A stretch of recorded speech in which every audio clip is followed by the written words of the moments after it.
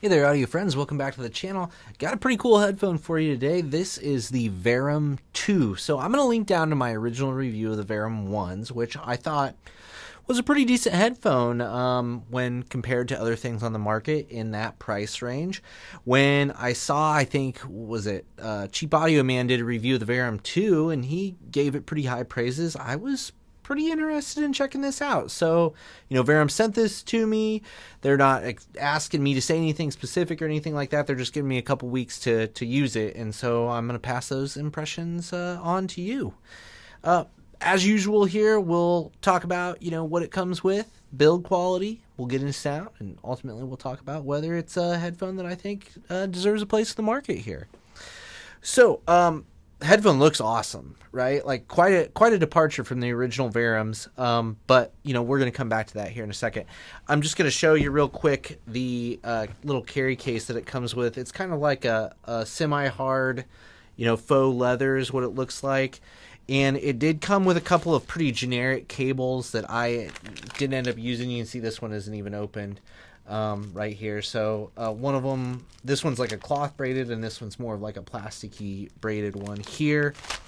And then our sets of pads are, you've got one that's kind of, leather or protein leather hybrid pad, and then there's metal rings under here because these are magnetic. It uses magnets to do its attachment. So I can just pop this guy off, and then this is the other set, which is solid leather or leather-like material, and it's got these little ports on the back, which is kind of interesting. And like I said, they just kind of magnet on there like that. With that little metal bar in there. I don't think that it's any other magnets besides just the driver magnets, but this is how the original Verums were, and it's a good system. I'm surprised more planar magnetic headphones don't use a system like this. It just makes sense, honestly. So, nice little accessory kit there for this headphone. Now, let's talk about the build of these guys. It's honestly, there's some things that are the same, and then there's obviously some things that are different. The frame is fairly similar. The suspension strap is fairly similar. It's been reworked a little bit. There's no longer like locking screws on here. And instead of these things like twisting and locking into place, the top bar here just has a hinge on it, so you can see how it can like rotate back and forth. And this just adds like another dimension of like fit to your head. So you can change the size of it a little bit, and you can just kind of get it sitting at the angle you want. So I appreciate that personally. The cups swivel, so I had no problem getting a good fit. And then these guys right here, instead of having to unscrew it, they just kind of slide up and down and kind of just lock into place in those little holes there. So it's all good. I would say all in all, it's better than the previous system was, personally. Just a little bit easier to work with. You don't have to unscrew things and stuff like that, which I appreciate. Right, the star of the show, though, is really the cups here. When it comes to like new build stuff, obviously the grills are a little bit different. I think it looks pretty awesome. I don't know exactly what this cut material is, but I'm going to guess it's like a resin material, I think. But it's, it feels sturdy. It feels well made. It looks cool. It's got an interesting pattern on it. I would assume that this is one of those things where like they're probably all a little bit different. I bet no matter which one you get, it's probably not going to be exactly the same on any of them.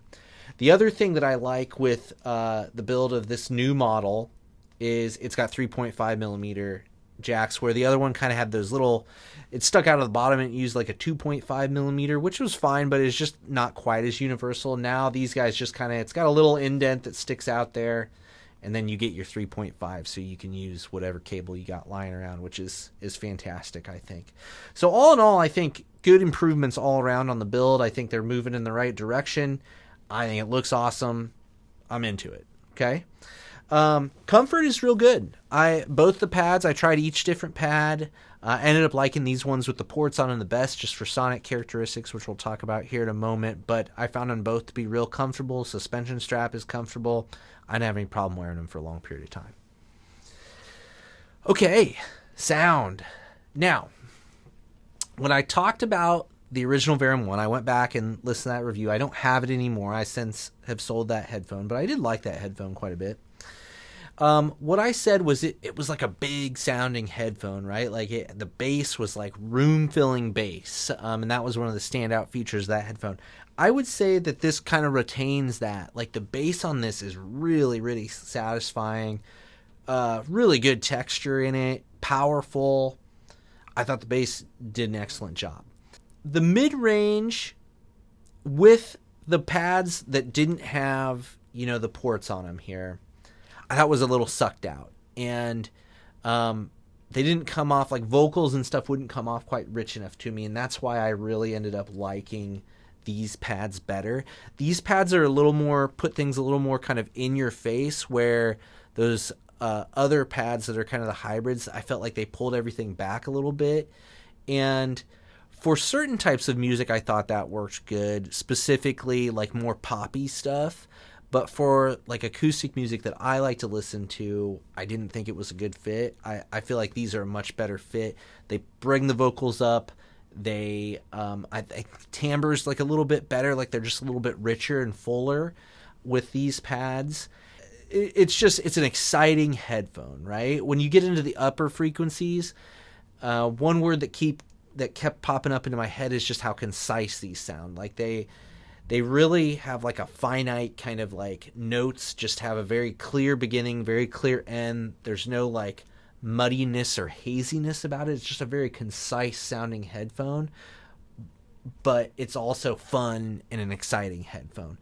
I didn't feel like the treble was too much on these. I feel like the balance is good with these ported pads. I feel like on the hybrid pads, I felt like it was a little more V-shaped, and I didn't quite like kind of the timbre and the frequency balance on that. I think it's much better with these ported pads personally.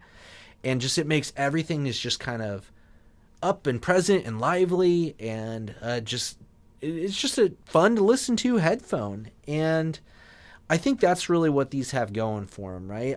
I don't think that they do some of the technical stuff quite as well, as far as, especially, and I knock the original Verum from this perspective too, is kind of the imaging, spatial information.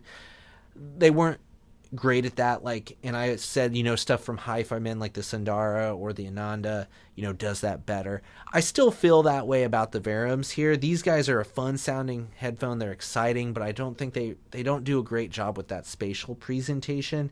But, maybe that's not a big concern to you. It honestly, it certainly doesn't make the music unenjoyable, because I think this is a headphone that you put on, you put some tunes on, and you just start getting into it and grooving, right? And you don't worry as much about those little technical details. So I think this headphone definitely has a place on the market, personally. I think it's priced about right. I think it's like $350 or so. And I think at that price, it's a pretty strong competitor. I think I would take this over like a Sundara any day. I would take this over an HD 6XX or something like that any day, personally. And I think where you'd run into a little bit more trouble would be like if you were trying to compare this to like the Ananda Nano. I really love the Ananda Nano, and I think just technically for the price, that headphone is super impressive. I could see why someone would lean more towards this just for enjoyment purposes. But if you're going for like spatial information and imaging and stuff like that, the Ananda Nano is really hard to beat at that price point. And I imagine on the used market, you could probably find one at this point for maybe $350, $400. So I think they both are great headphones. And I think they both deserve a place in the market. I always really appreciate when I get a headphone like this that's kind of a little more bespoke and just a little, not made from like a big company and stuff, and it actually performs well and sounds really good and looks cool. So, I mean, what a piece, right? Like, it's just a very interesting headphone, and, I think they're moving the right direction with the way they're going with build and looks and stuff like that, and, I'm genuinely interested to see what they come out with next. So I think it's a great headphone. I think it's definitely worth a look if you're in the market for a planer at about the $350 range and you want something that has just really great bass and is just fun to listen to. I think I'd give this one a look. I think that's all I got to say about the Verum 2s here. Again, genuinely, really cool headphone. What do you think? You tried them? What do you think of the looks? Are you into it? Do you think it's a good step in the right direction? Do you think it's too intense, too different? I'd be curious to hear where people land on that. And with that being said, I always appreciate your time. Thanks to Verum for sending these out. Hopefully I'll see you in the next one.